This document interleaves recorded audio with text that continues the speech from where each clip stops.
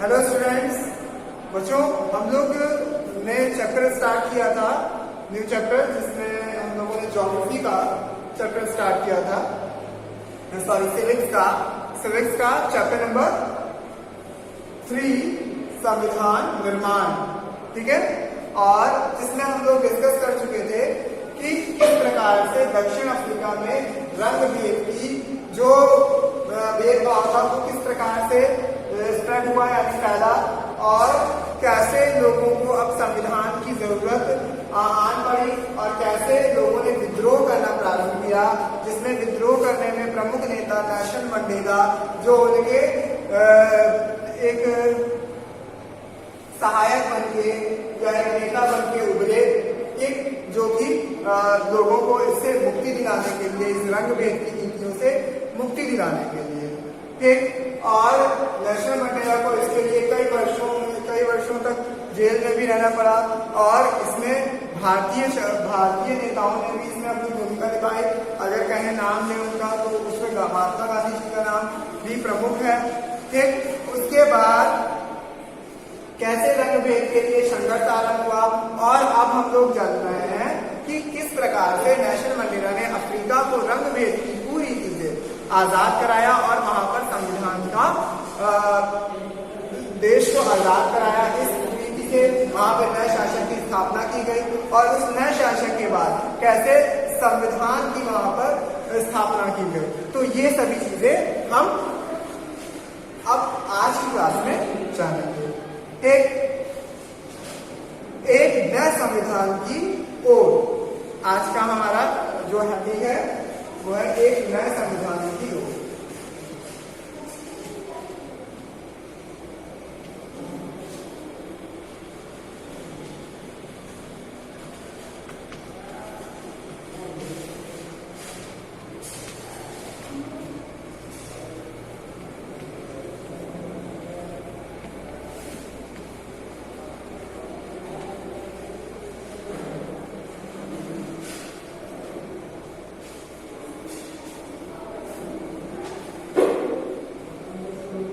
दक्षिण अफ्रीका में अंततः इस आंदोलन को सफलता मिली, और 28 वर्षों तक कैद की सजा काटने के बाद नेल्सन मंडेला सन 1990 यानी कि 28 वर्ष बहुत होते हैं किसी व्यक्ति को युवा बनने में। ठीक, तो लगातार 28 वर्षों तक वह जेल में रहे, और जेल में एक लंबी सजा काटकर जब वह बाहर निकले तो सन 1990 में जब वह रिहा हुए तो रंग भेद की नीति समाप्ति के कगार पर पहुंच गई थी, क्योंकि उन्होंने इस विद्रोह को इतना आगे बढ़ा चुके थे कि उनकी एब्सेंसी में भी विद्रोह लगातार जारी रहा, और वह अपने अंतिम पड़ाव पर जा पहुंचा था जब वह रिहा होकर जेल से आए। ठीक है, एवं तत्कालीन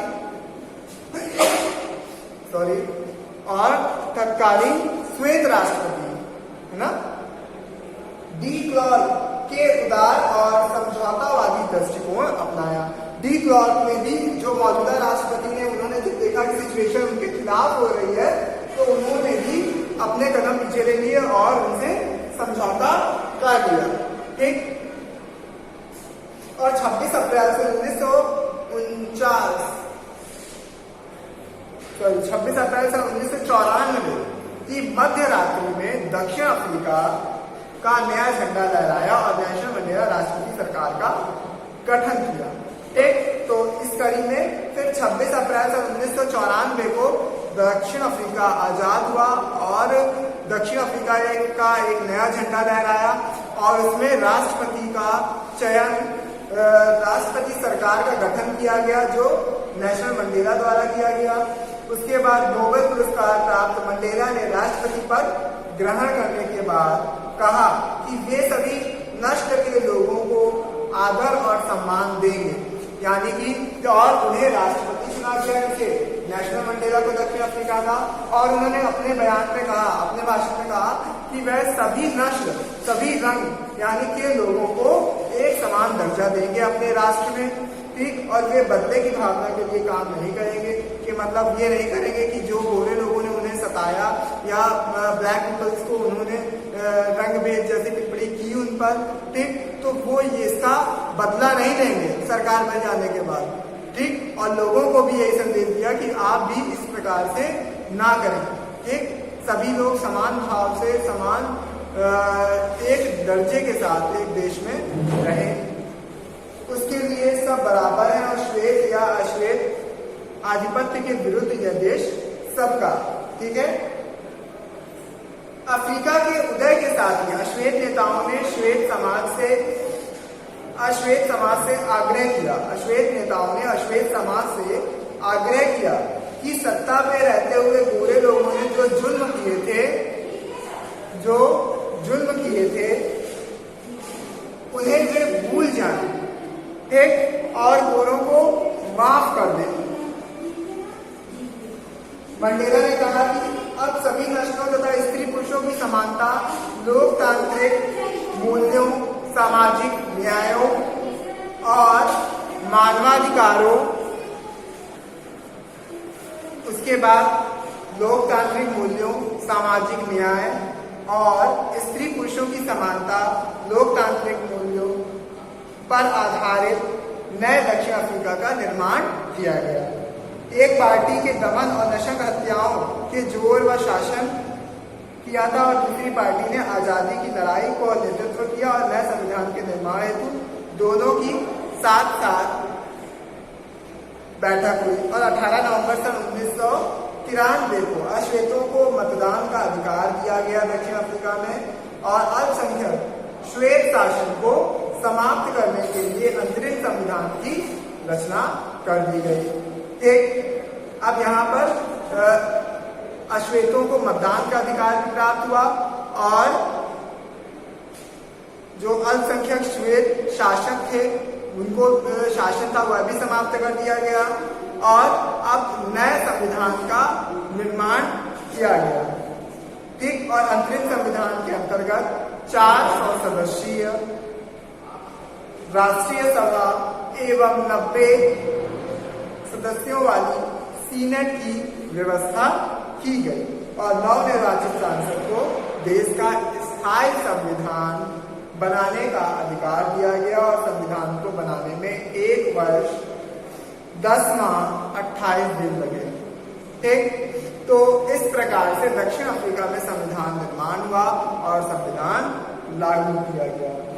हमारे देश के इतिहास में पहली बार 27 अप्रैल सन 1994 को दक्षिण अफ्रीका, चाहे उसकी भाषा, धर्म, संस्कृति कुछ भी हो, ठीक है, और सभी दक्षिण अफ्रीका और उनका रंग या वर्ग जो भी हो, ठीक, समान नागरिकों के रूप में मतदान करेंगे। इस प्रकार से दक्षिण अफ्रीका का नया संविधान बना जो विश्व का सर्वश्रेष्ठ संविधान कहलाया। और हमारा जब संविधान का निर्माण हुआ तो कई प्रमुख चीजें, कई मतलब मौलिक अधिकार, मौलिक कर्तव्य, इस प्रकार से कई चीजें हमारे संविधान में भी दी हुई है, ठीक। तो सभी चीजों मतलब अलग अलग चीजें अलग अलग राष्ट्रों से ली गई थी, ठीक। और कुछ चीजें हमारे संविधान में भी दक्षिण अफ्रीका की संविधान के अनुसार अपनाई गई, ठीक। तो इस प्रकार से यह विश्व का सर्वश्रेष्ठ संविधान कहलाया। फिर उसके बाद आगे बढ़ते हैं कि हमें संविधान की जरूरत क्यों पड़ी, ठीक। तो संविधान की जरूरत हमें क्यों? तो अपने देश में एक सभी व्यक्तियों को समान दर्जा देने के लिए, समान भाव देने के लिए, ठीक, और समान अवसर देने के लिए संविधान की बहुत आवश्यकता होती है, ठीक। यह एक सीमा, एक भरोसा, सहयोग उत्पन्न करता है जो विभिन्न प्रकार के लोगों को आपस में साथ रहने के लिए जरूरी है। तो संविधान ही लोगों को अधिकार देता है कि आप हमारे देश में रह सकते हैं, आप हमारे देश में, हमारे सरकार द्वारा आपको सुरक्षा प्रदान किया जा रहा है।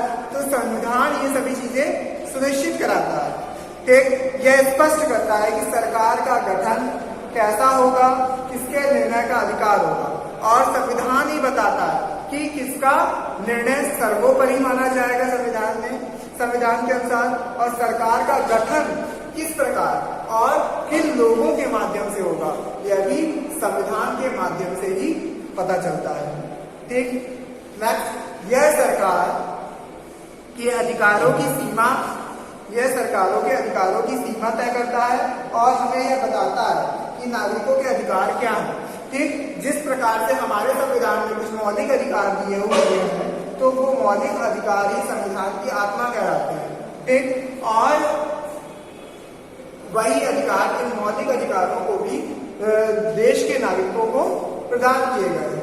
ठीक, जिनके लिए वह उन्हें वंचित नहीं रखा जा सकता अपने देश में और वह उसके लिए लड़ भी सकते हैं।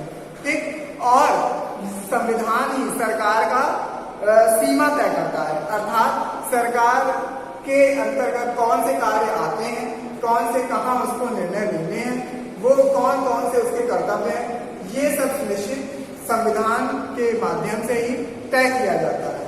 ठीक, कि बहुत सारे निर्णयों को सरकार के द्वारा लिए गए निर्णयों पर जो न्यायपालिका है वो सर्वोपरि मानी जाती है।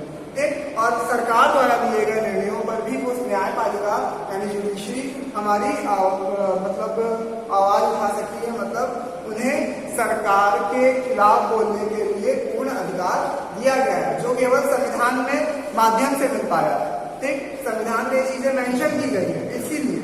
ठीक, उसके बाद नेक्स्ट, यह अच्छे समाज के निर्माण के लिए लोगों की आकांक्षाएं प्रकट करता है। ठीक, और लोग क्या चाहते हैं सरकार से और लोगों की अपेक्षाएं क्या है, ये सभी सरकार को संविधान के माध्यम से ही बताया जाता है।